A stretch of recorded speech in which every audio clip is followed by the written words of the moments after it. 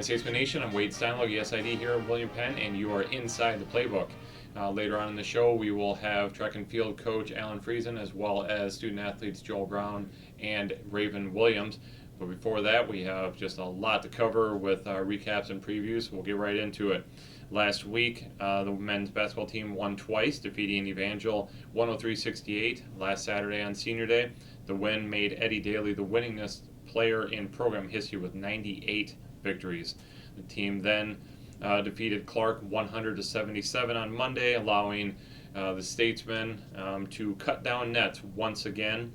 I think the 16th time in the last 20 years under Coach John Henry, the team has cut down nets either regular season or also in the tournament. The women's basketball team, in its lone game last week, lost 94-61 to Evangel. They were off the rest of the week. Men's track and field and women's track and field at the Graceland Winter Series number 3 in Lamoni last Saturday, and then at the Grandview Field meet just this past Tuesday. For the Graceland meet, Lubert Dagren won his event and also broke the school's 55-meter hurdles record. Finn Alade and Axel Vasquez also won their events. On the women's side, Alexandra Rose, Raven Williams, Michaela Kamek, and Zena Kohuo also topped their events last Saturday.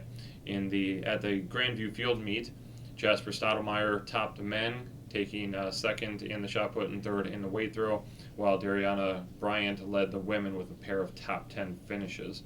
The men's and women's wrestling teams competed against Indian Hills last Friday in the first ever co-ed clash, the alternating matches. A great environment, unfortunately. Not so great were the results for the Statesmen, the men falling 37-15 to the Warriors, and the women dropping a 33-5 decision to Indian Hills. The women were also supposed to be competing against Waldorf and Missouri Valley last night. Unfortunately, weather postponed those duels. Men's volleyball lost 3-1 to Graceland on Tuesday, and also they were postponed against St. Ambrose last night. And finally, men's lacrosse fell 25-4 to number 1 Reinhardt down in Georgia yesterday in its season opener. We have a couple more down in the southeast corner of the U.S. In these next couple days. Okay, as far as preview goes, men's basketball will have 3 more games to wrap up its regular season. The conference champions look for the outright title with either 1 win or 1 loss by Benedictine. They'll be at Missouri Valley on Saturday and then hosting Culver Stockton and Central Methodist Monday and Thursday respectively. The women's basketball team will unfortunately be postponed this next week, so they will have to make up their last few games, get creative with their schedule, and find a way to get those last 3 regular season games in. Men's volleyball, very busy next few days at Health, Sciences, and Pharmacy on Friday in St. Louis. Will remain in St. Louis tomorrow, Saturday, against Cumberland and Missouri Baptist. And then next week, Mount Mercy and Grandview on Tuesday and Thursday, respectively, will come to the PAC for Heart of America Athletic Conference competition. The Graceland Winter Series number 4 will be hosted by Graceland down in Lamoni today for the track and field teams. So one final meet before the conference tournament. The bowling team will resume its schedule beginning its second half of the year tomorrow and Sunday at the McKendree Baker Challenge. Men's lacrosse, again, as aforementioned, still down in the southeast corner of the U.S. will take on Tennessee Wesleyan today, and then Montreat out of North Carolina on Saturday. The women's wrestling team will be at the Grandview Open on Saturday for its first ever tournament experience in the first year of the existence of the program. And then finally, for teams looking ahead a little bit here, men's wrestling just prepping for the Hart Championships next Saturday here in the PAC. The baseball team will also open up its schedule next weekend, as will the cheer and dance teams. Will have their first competitions next weekend. So once again, lots of stuff going on. Hopefully we'll be able to get them in. Weather will cooperate, as well as COVID and all of that stuff. So if there are any cancellations, definitely check out statesmanathletics.com for all of your Navy and Gold news. So once again, when we return, head coach track head track and field coach Alan Friesen, as well as Joel Brown and Raven Williams will join us here for Inside the Playbook. Welcome back, Statesman Nation. We are now joined by a pair of junior track and field athletes, Joel Brown to my right from Columbus, Georgia, as well as Raven Williams to my direct right from Las Vegas, Nevada. Thank you both so much for coming in and bearing all of that terrible weather out there. So appreciate you guys. You guys toughed it out. Thank you. All right, Raven, we'll start with you. Let's talk about the transition from. Let's back all the way back. Talk about the end of last year and the fact that you guys got the indoor season, and that's nice. But how disappointing it was to obviously lose your outdoor season. I mean, it was disappointing, but at the same time, it didn't stop me. I just kept training through it all. Even over break, I just kept training, getting better, and getting better still. That's right. Joel, same for you. Running really well last year, and then obviously not being able to do outdoor, which obviously a lot more fun doing outdoor than indoor. Running that the 200 meter track versus 400, obviously you can open it up a little bit more. It's warmer, and you're a warmer guy. I mean, yeah. So obviously disappointing, but talk about last year a little bit, and then ramping up to this year again. Well, for me, my perspective was a little bit different. We were just now on the way back from nationals, and Sage did really well, and I did my best in prelims. And the whole entire time on the way back, we were psyched for the 4x1. We were talking about who we thought was going to be on it, who we thought was going to do well for outdoor. And then coming back, we were getting ready for everything, and then just got an email said that everything was going to be pushed back, and winter sports were canceled, and so was the rest of sports. So I went ahead and let my body relax and just recovered and just tried to mentally get prepared for the rest of school without having track, because that was a big difference for me. But just look forward to next year and just hope that I get another shot at it. Right.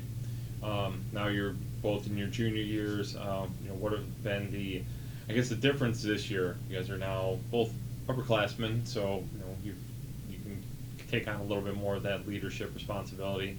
Do you feel differently this year as in compared to the past?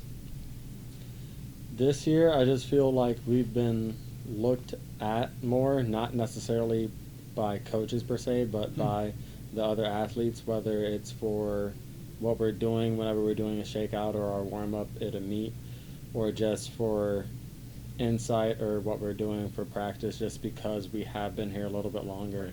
And typically on certain things we do know slightly more, or we have been drilled on different techniques, so that way we can help the younger people with that. Really outside of that, everything's been the same. Right. Raven, same for you. It's the leadership role changed in your mind. You guys have a good chunk of young talent there in the sprinters on both sides, male and female. I feel like I took in on a lot more responsibility this year with other teammates, just helping them out. A lot of them are looking up to me, and I'm just trying to keep the team together pretty much, well, the girls' side at least. Definitely. So I feel like I definitely stepped up in a way. Sure. You guys just have a few more weeks. I mean, indoors obviously just super, super fast, but talk about the goals you guys both have going into the last few weeks. Still have, obviously conference just in a matter of, it's the next week, isn't it? Either way, it's down the road, but soon. So what are the goals moving forward here in the next few weeks? Well, my goals personally are basically making it to nationals in my events, the 4 and the 4x4. I think we have a very good chance in the 4x4. Gotta work for the 4, really. Sure. Same for you, Joe? Pretty much the same. Just want to beat my PR in the 60. If I do that, that should put me on the road to nationals. 4x4, we have a shot. We can make it up there. And at least have another PR in the 200. It might not put me into nationals, but at least I'll still be getting better. Definitely.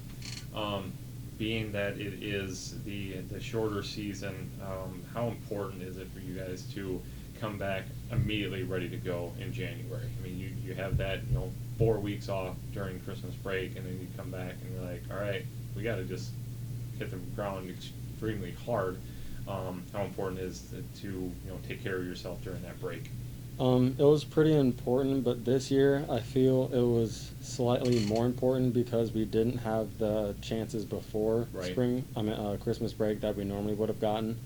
So that already limited the amount of exposure that we're getting to meets and competition. And then on top of that, the places that we're having to go for our meets, they're still pretty good locations, but as far as the difference of competition, we're not seeing that as much because everything's been separated and jam-packed. So Yeah. pretty much when we came back, we just had to hit the ground running as fast as we could and just make sure we were taken care of. Right. How was running in Las Vegas during break? Assuming, I guess, you went home. Yeah, well, I completely agree with Joel, but it was pretty much really good. Weather's a lot better, but Right. yeah. Sure. And the first time I actually learned my lesson because the first break I did not really run or anything, but this year I definitely did, and it shows a lot. Yeah, definitely. All right. Couple quick questions. Indoor versus outdoor. Which one do you guys like better? Outdoor. Outdoor. Okay. Easy question, obviously. All right. What's your favorite event? The 4. 4. Okay. I'm gonna have to go with the 4x1. Okay. So you like that the team atmosphere, I think, a little Yeah. bit more. I like the 1, but the 4x1, just having those other 3 guys there with you, something's just different about it. Right. Yeah. Really. And plus, I was gonna say it's the last event of the day. That's always the 4x4 is. Yeah. Yeah. Either way. But yeah, very cool. Okay. Well, once again, we have Joel Brown, Jr. out of Columbus, Georgia, as well as Raven Williams, Jr. out of Las Vegas, Nevada. Thank you guys so much. And try to enjoy the terrible weather out there. Just stay safe, stay warm, all that, and we'll talk to you guys soon. All right. Yes, sir. Thank you. Welcome back, Statesman Nation. We are now joined by head track and field coach Alan Friesen. Coach, we're getting real late here in the indoor season. I know it's been a really weird one where you normally like to get that pre-holiday meet in just to get an idea of where everybody is, kind of at that point in December. Didn't happen, and with COVID and everything, and not being able to really have really big meets, you guys have, for the most part, just been at smaller events. How do you, I guess, just recap real quick, where's the team at about 3/4 of the way through the indoor season? Well, first of all, I have to say that we're blessed that we're even getting to run. Yeah, I mean, definitely. it's the way the Heart did things, and splitting up smaller venues and allowing indoor track to even take place is a huge blessing. But I think, right now it's been a pretty good season for us. I won't lie. We have a lot of kids in the top 10 in the conference. We look really good. The kids really look good. They seem to get better every week.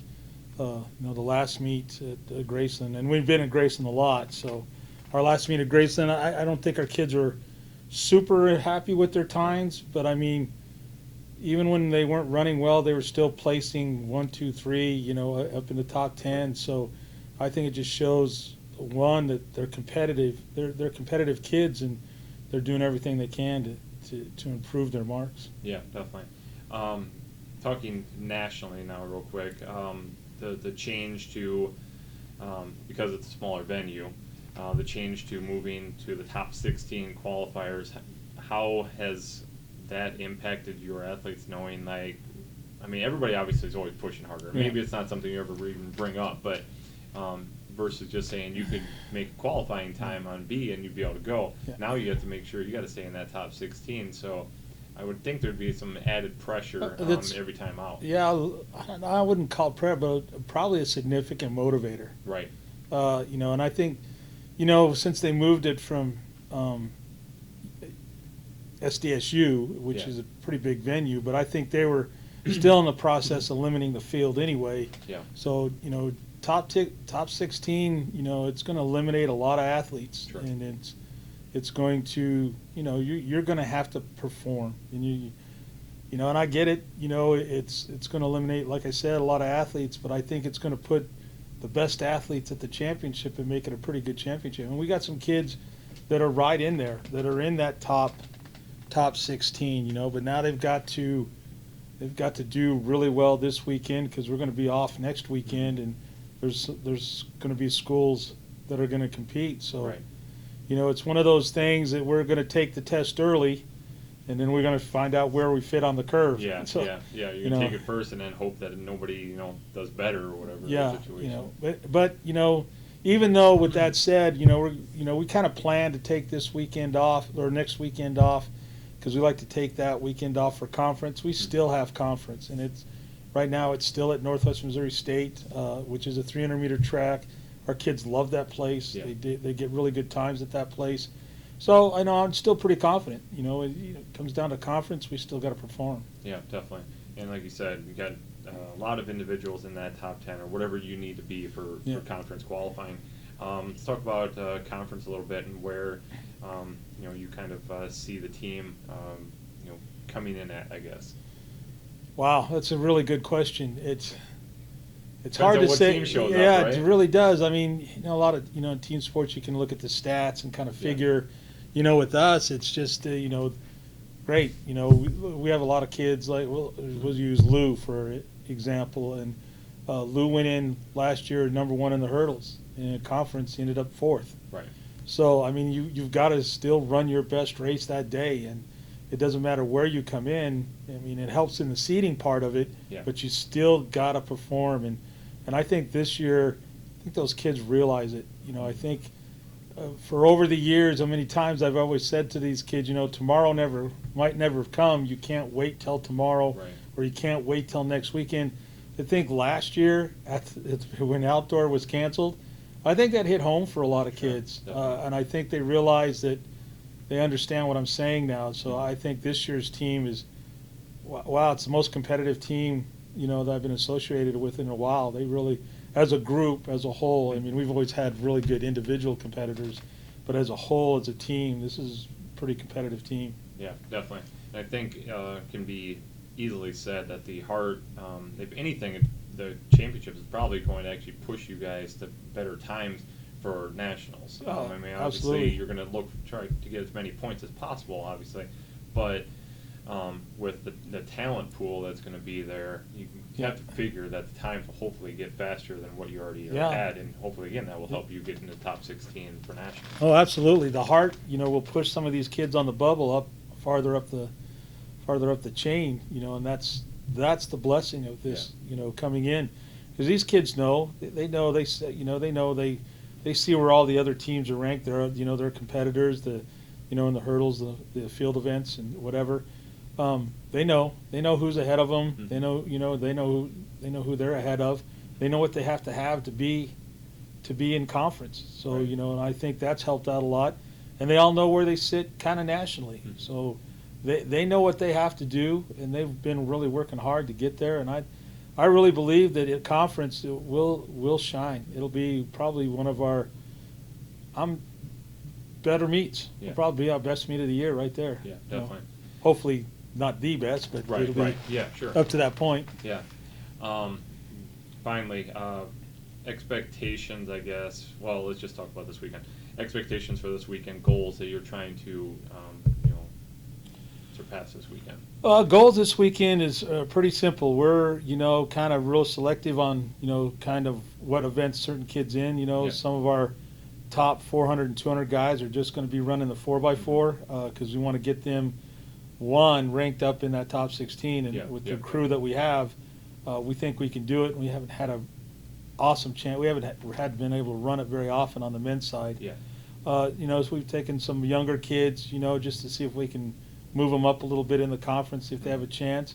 But most of the kids here that they're in their events this weekend is to improve their status in conference. Yeah. So they get a better seed, better lane, those type of things. But that's kind of the goal. Some of the kids need to jump a little farther, some, to jump a little higher, sure. run a little faster to, move from, being 18, 19 up into that top 16. So for sure. Finally, let's talk about the two individuals that were sitting here just a couple minutes ago, Raven and Joel. What have they meant to the program this year? The upperclassmen trying to lead the team that's again pretty young. You guys have a lot of young talent. Young kids, a lot of young kids, and a lot of new kids that are juniors, but they're new to the program. But these two have, since they've been here and been with Coach Z, they understand, they know what the protocols are and everything. And they've been really a blessing for me and the coaches to be leaders. They can go to them. There's times where I see both of those kids showing kids what they need to do during warm-ups, how it needs to be done. There's always a correct way. Those guys are tacticians, and that's why Joel's where he's at in conference. Ravens #1 in the 400 going in this week. So there's a reason why they're up on the top of the rankings in the Heart. It's because they work hard. They're good leaders, and they mean a lot to this team. And they're both right. The kids look up to them. Yeah, and they're good role models. Yeah, 100%. All right, Coach. Thank you so much. I know you got to get off the practice here, but I'm glad to sit down with you for a little bit and catch up and see where the team's at. Like I said, just a couple weeks left of indoor, and then hopefully outdoor. For sure, we're getting outdoor. I'm not even gonna say hopefully. No, I don't use hopefully anymore. I'm positive that we're going to have outdoor. If we were able to have indoor, we're going to have outdoor. It's whole different. I always tell my team, listen, imagine the possibilities. So always train for those possibilities. Yeah, 100%. And keep fat. Yeah. Faithful, available, and teachable. There you go. Love it. All right. Once again, head track and field coach Alan Friesen. They will be at Graceland tomorrow. Third time during the season. Yep. So, all right. Best of luck, Coach. Thank tomorrow you. is the rest of the year. So. Great bet. Thanks, Mike.